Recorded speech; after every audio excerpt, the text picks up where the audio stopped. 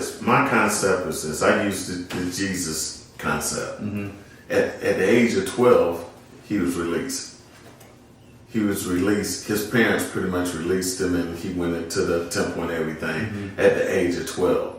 So at the age of 12, society, culture conditioning has told us that at the age of 12, you're still a child. Even at the age of 15, 16, you're still a child. But now if you go out here and commit a crime, they're going to treat you as an adult. Correct.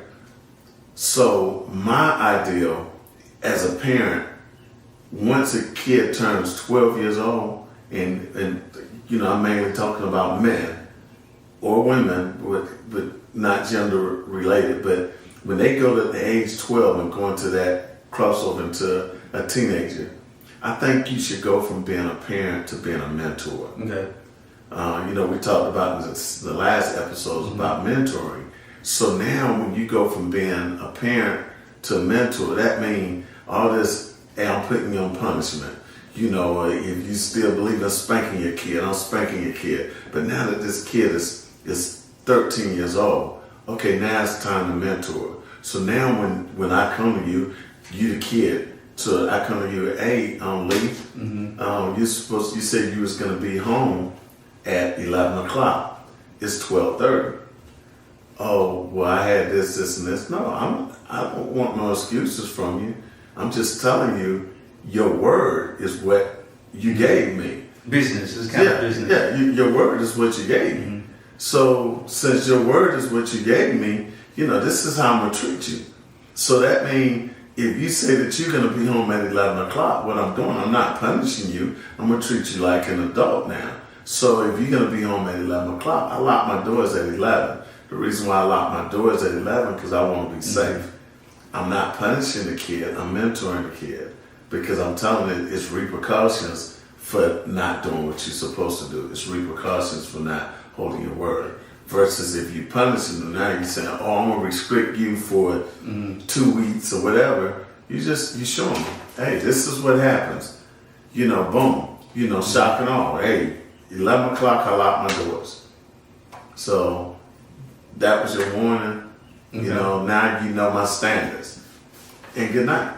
We ain't talking no more. And part of that comes from, you know, like the Bible says, every individual gets a choice on what they do. Yes. So you get a choice on how you do that. Another person gets a choice on how they implement that.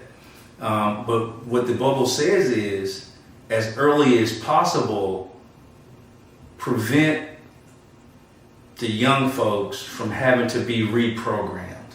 Okay, right? Before you go there, when do you think is the appropriate time to introduce the Bible? What age group? I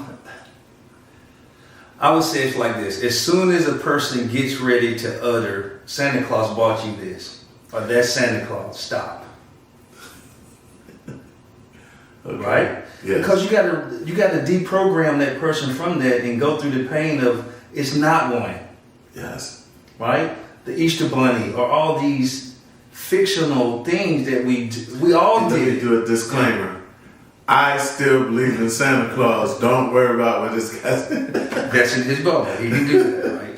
So I think as soon as a person, a mentor, parent, or whoever, as soon as they give them the cultural conditioned way, stamp, stop.